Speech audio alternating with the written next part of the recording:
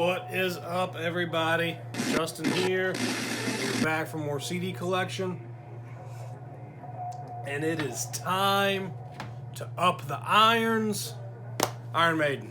So, we're going to talk about Iron Maiden. First, we are listening to Subclinic of Bones and Death.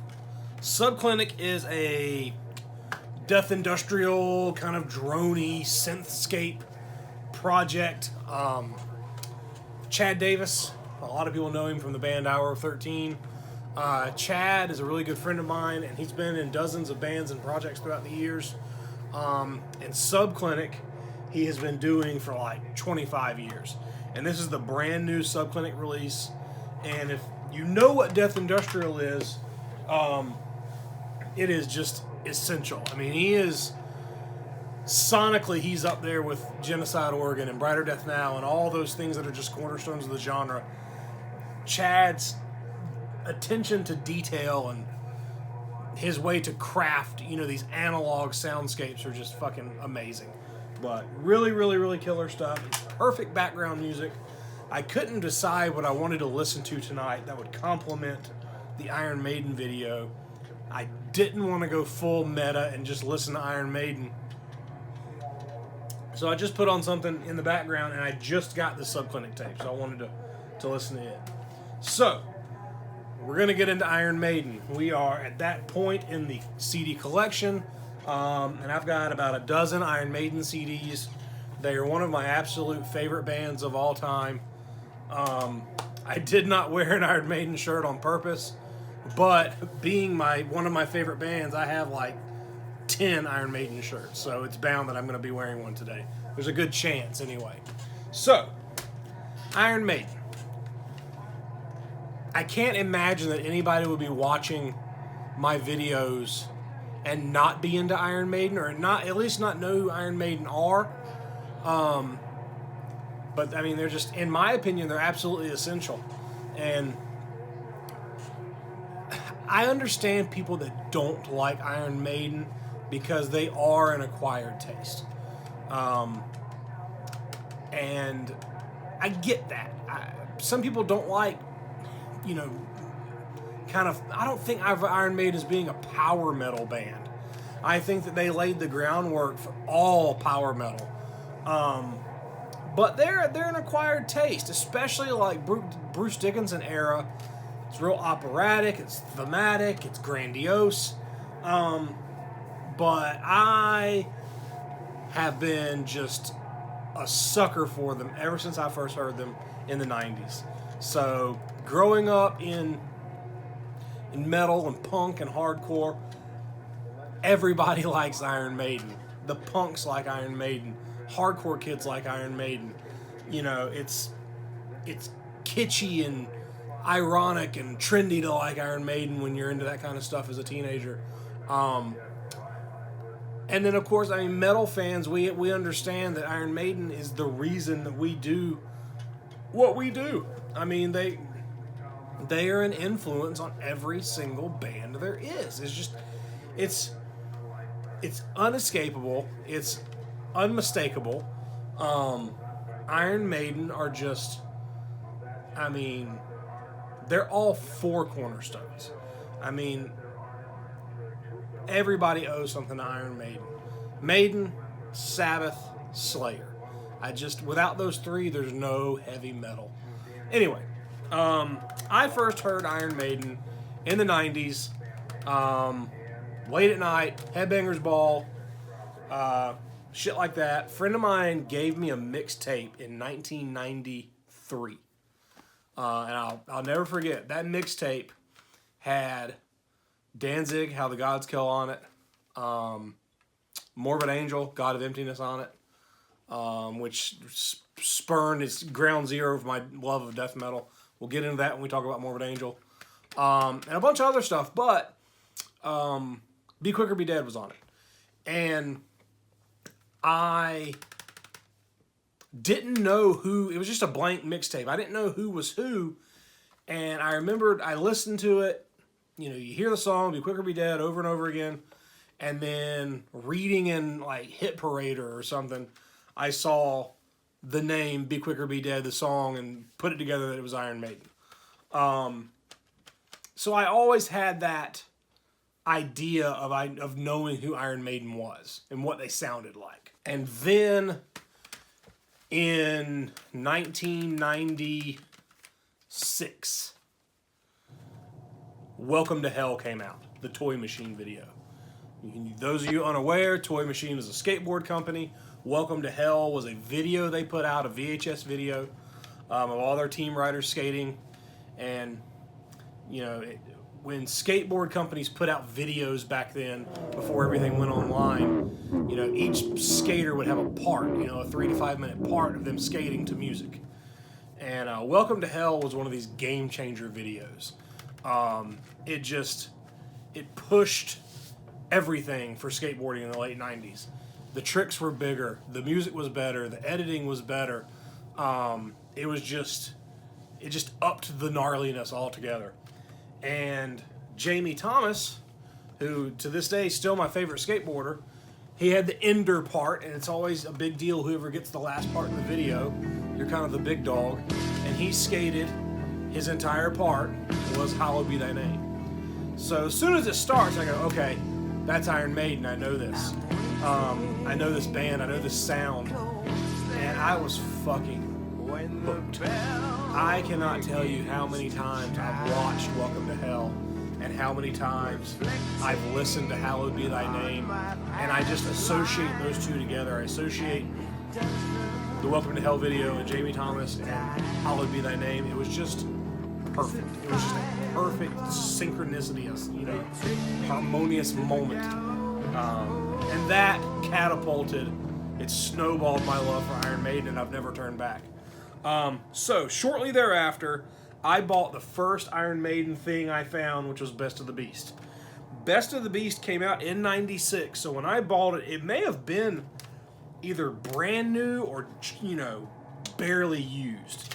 And Best of the Beast was a compilation, so '96, we're talking 20 years into their career, and it is arguably the best compilation they've ever done. Full of history, full of photos and facts about the band. There's a full discography list here, which is really, really cool.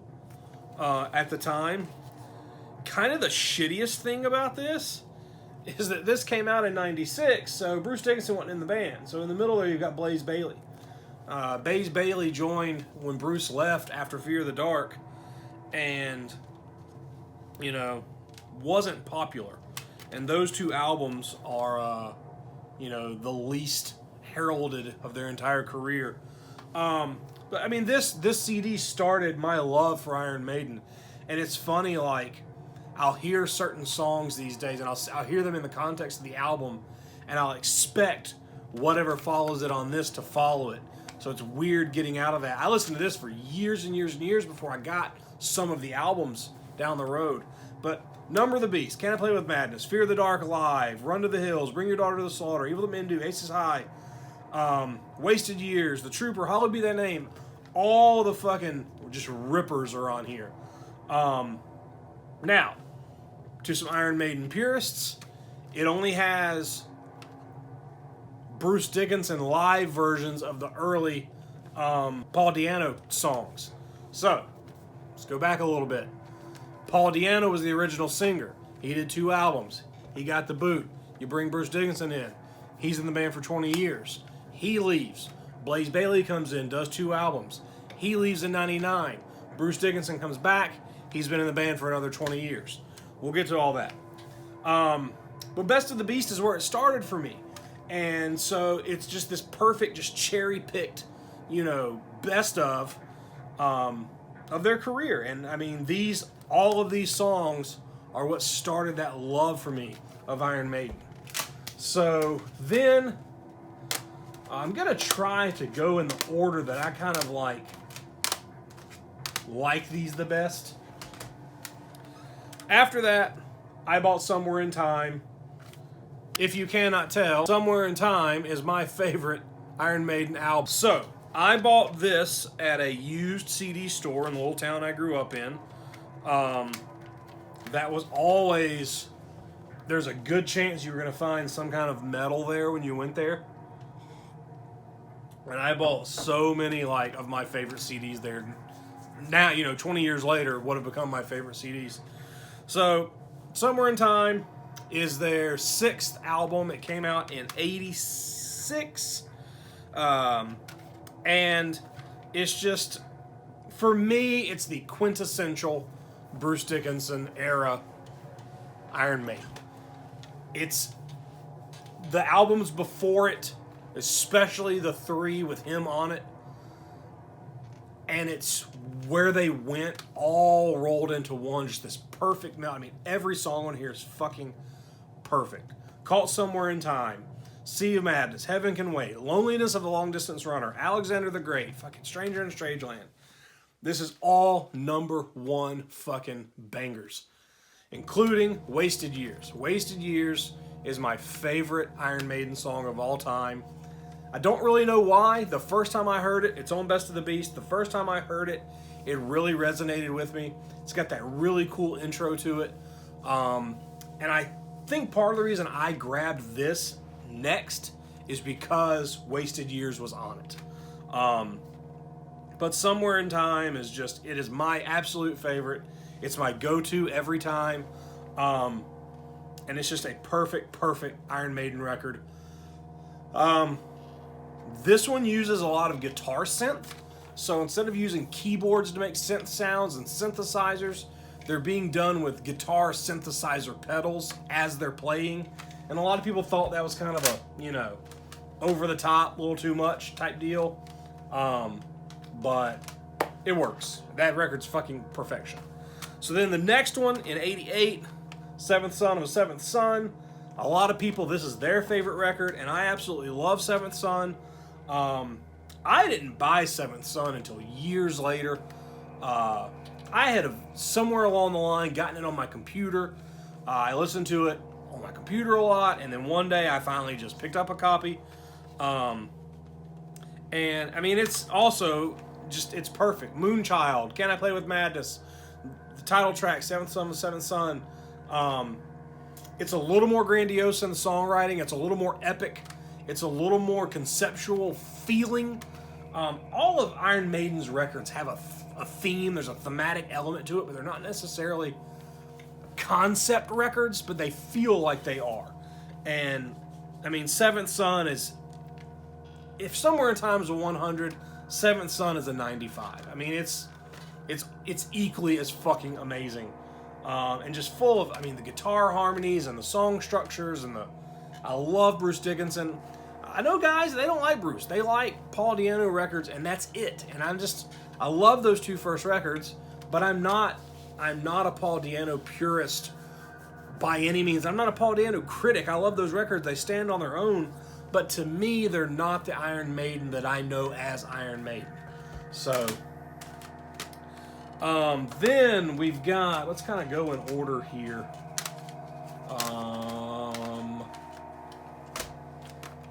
So, the very first Bruce album, Number of the Beast. Is there a more quintessential fucking heavy metal album? A more quintessential title? It's just the epitome of everything scary about metal in the 80s. Number of the Beast came out in 82. And it starts out, I mean, a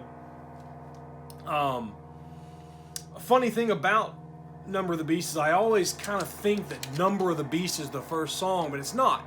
It's the first song of side B. And side B of Number of the Beast to me is awesome. Number of the Beast, Run to the Hills, Hallowed Be Thy Name. Side A, I'm not as crazy about side A.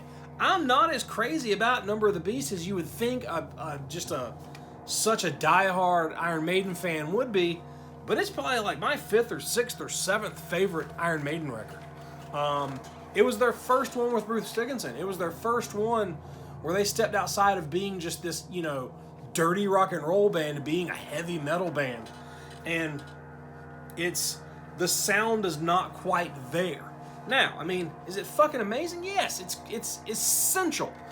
if you are a heavy metal fan, if you are an Iron Maiden fan, you've got to have this. I mean, you owe so much to this as a listener.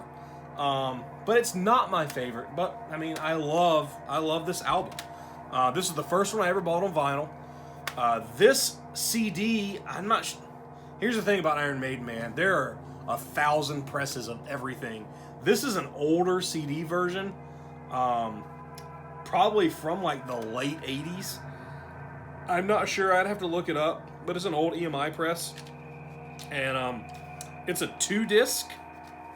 So there's some bonus stuff, 2 bonus songs on it. But it's a cool addition with this art on the CDs. So 95, that's when this came out. 95.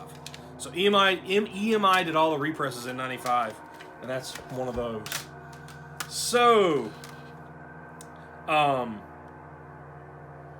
following Number of the Beast, you've got Peace of Mind in 83, and another absolutely essential Iron Maiden, Where Eagles Dare, Flight of Icarus, Die With Your Boots On, The Trooper.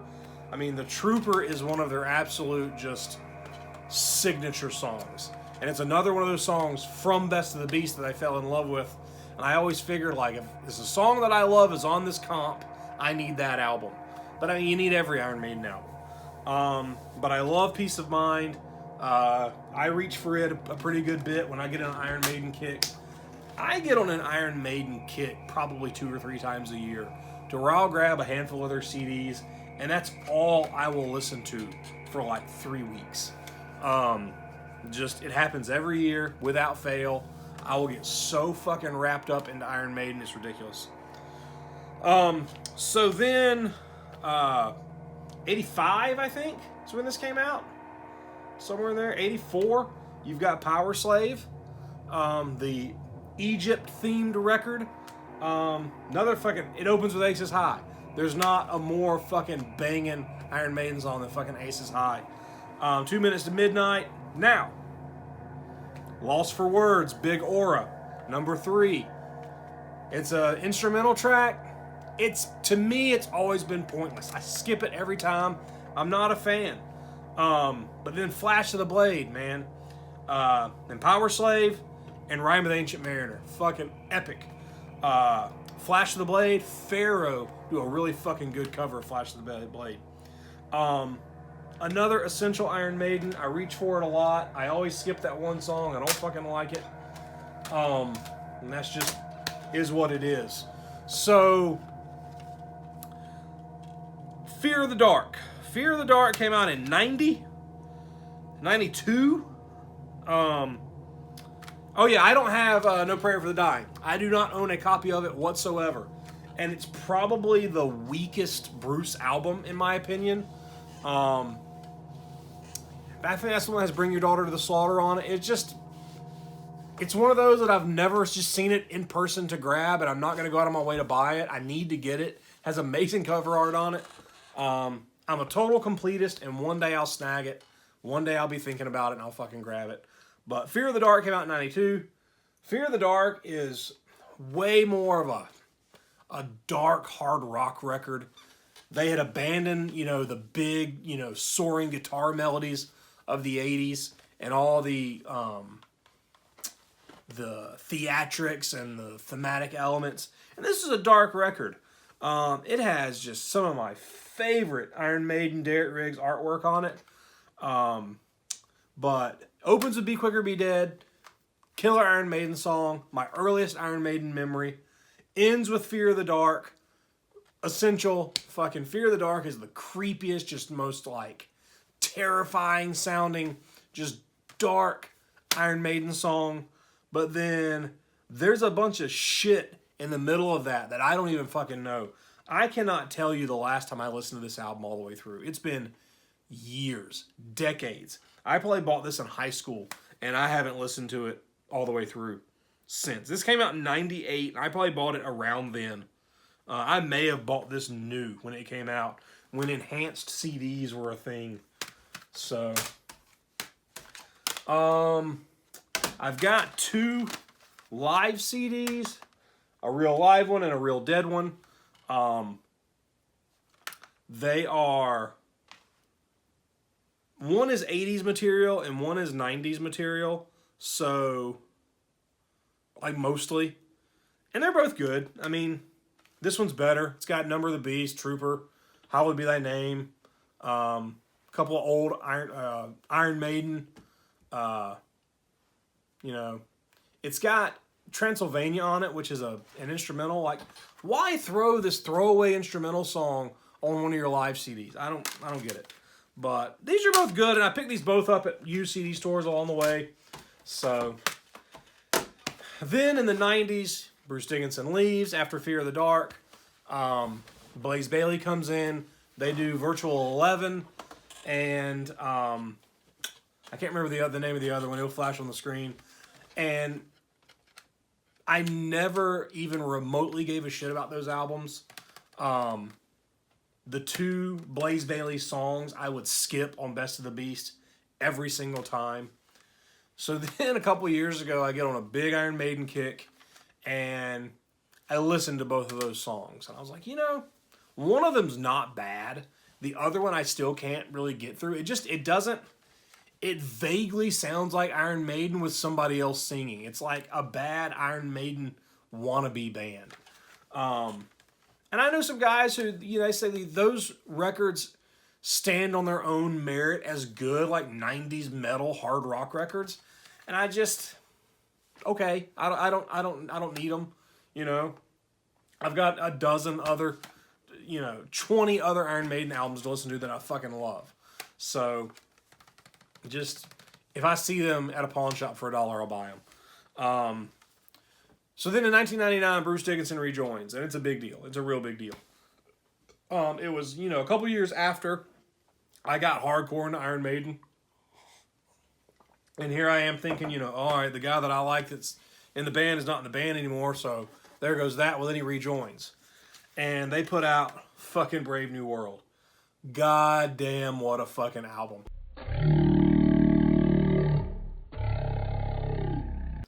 I remember driving around in my car one day, and for whatever reason, the radio, just the regular, classic rock radio station was on. And this song comes on. I'm like, this kind of fucking rocks. I don't know what it is. And this is one of those stations that plays the same, 12 songs all day long. Welcome to the Jungle, Panama, Freebird, all day long. And Back in Black. Every fifth song is AC/DC. Well, this song comes on, and I'm like, this kind of rocks. And I was like, that sounds like Bruce Dickinson. And then it gets done. The guy's like, oh, that's the new single from Iron Maiden, Wicker Man. I was like, why the fuck is Rock 108 playing Iron Maiden? I was like, why the fuck is this shit so good? So I immediately, as soon as it comes out, I go and buy it. And I'd be hard-pressed, man. Up Against the Wall, Backed in the Corner, Brave New World. It's my second favorite Iron Maiden album. I go for it. I reach for it so much. And it just rips. It set the stage for everything they've done since. And they haven't even come close to topping this one ever since. I love a couple of their albums from the 2000s. But Wicker Man, the opening riff to Wicker Man is so simple. But it is so fucking just glorious. Ghost of the Navigator, fucking Brave New World, Blood Brothers, Out of the Silent Planet. This record rules. It's Iron Maiden going back to let's get a little more grandiose. Let's, expand these arrangements a little bit. Let's really up the fucking guitar theatrics. Let's, just more. Let's get out of this rut of the 90s. It is a fresh, just reinvigorated band. So Iron Maiden has always been a band that they're talented players and they're flashy players, but they've never been that over the top. There's not guitar wankery, there's not useless soloing. There's lots of, it's so tasteful and all of the solos make sense. And it's never just a solo for the sake of the solo. The solo fits the song. But just there's no other band like Iron Maiden. And there's so many power metal bands and so many heavy metal bands, and there's a huge resurgence of that. But no one has ever tried to just like ape on Iron Maiden. There's no Iron Maiden clones. It doesn't work. It'll never happen. So after Brave New World, a few years later, Dance of Death comes out. And when the artwork for it dropped, it was an immediate turnoff. It had terrible art.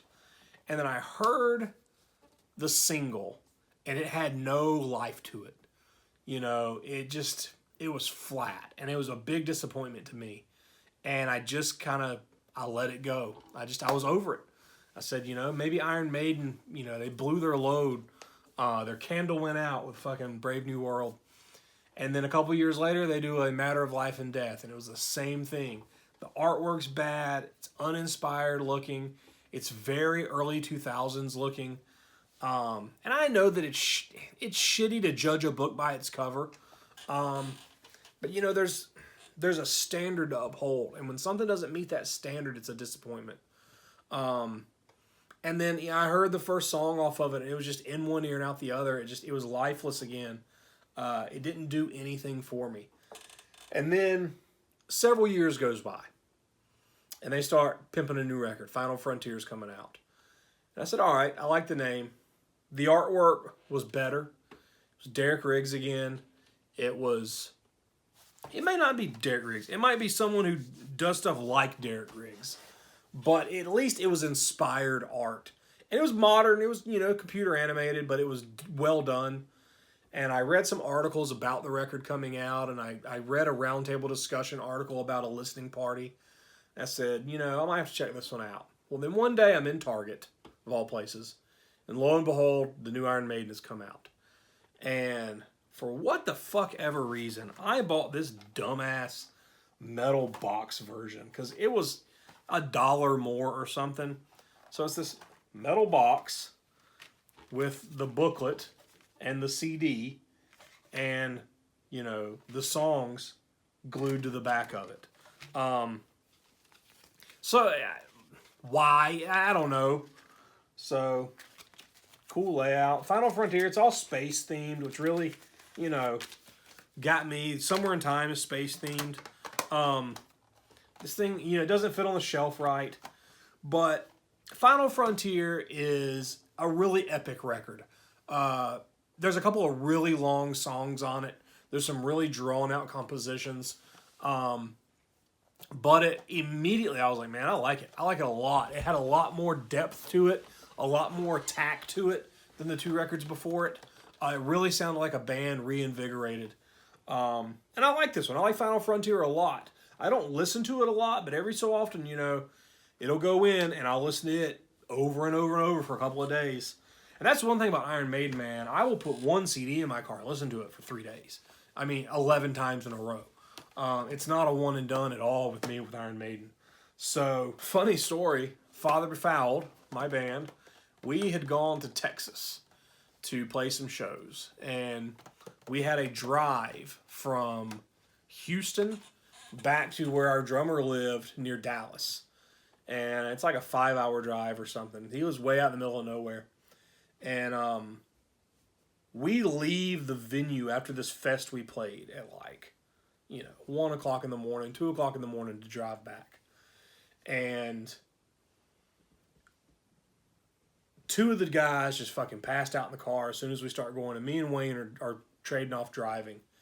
And we basically fucking time travel back to his house. You know, it's all a blur.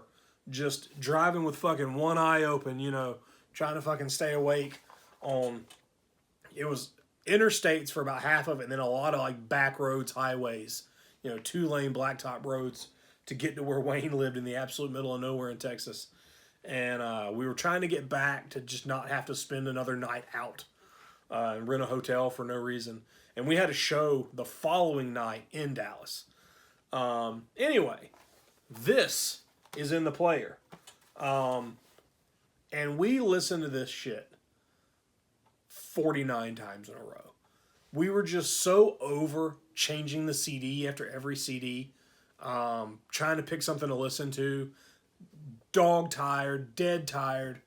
It was turned down so low that you just barely could hear it. But it played over and over and over until you could like feel the fucking songs in your skin. It was like this weird fucking Iron Maiden fever dream.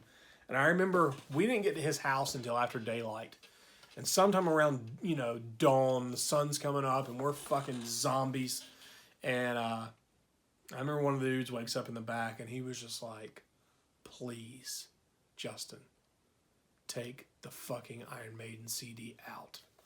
So, I'd guarantee you he's not listened to that album since. So then, a couple years ago, they put out Book of Souls. If ever there has been a grandiose Iron Maiden record, it is Book of Souls.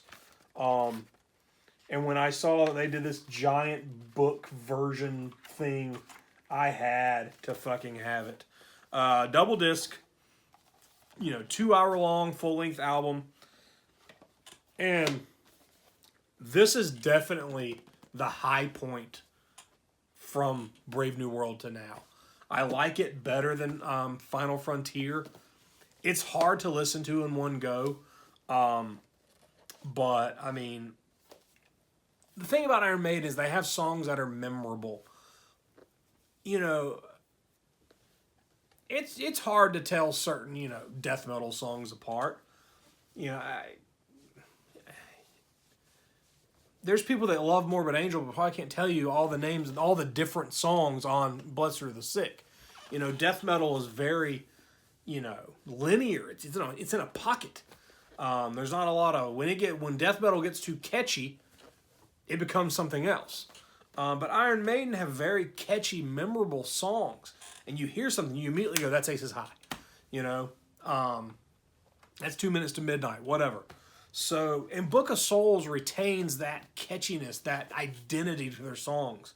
If Eternity Should Fail, Speed of Light, The Book of Souls, Death or Glory, man, just absolute rippers on this fucking album. And then the last one, Empire of the Clouds, is their longest song to date. It's like 18 minutes long. Bruce Dickinson wrote it. It's got a lot of piano in it. It's like Elton John meets Iron Maiden. It's sick.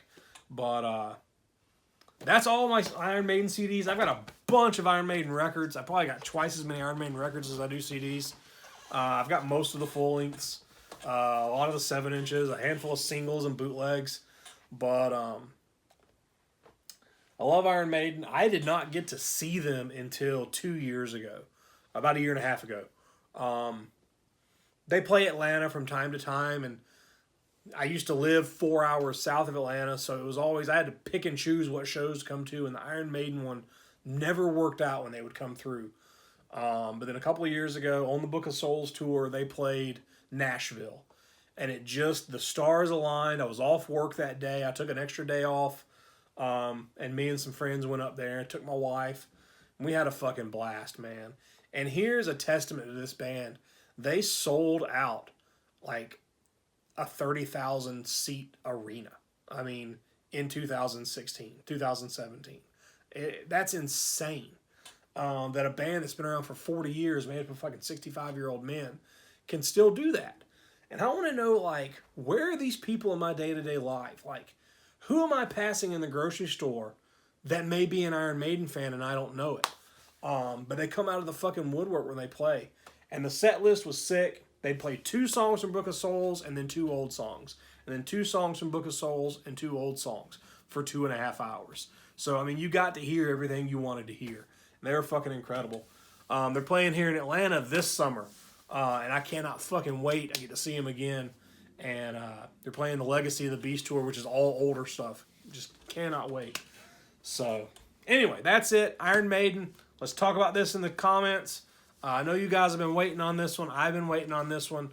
I am very comfortable saying that Iron Maiden is top 5, one of my favorite bands of all time. I mean, there is no disputing that. If I had to name 5 bands with a gun to my head, Iron Maiden's going to be one of them. I fucking love Iron Maiden, and I hope you do too. So let's talk about these. Tell me what you like. Tell me what you don't like. And I got some more coming. Talk to you guys later.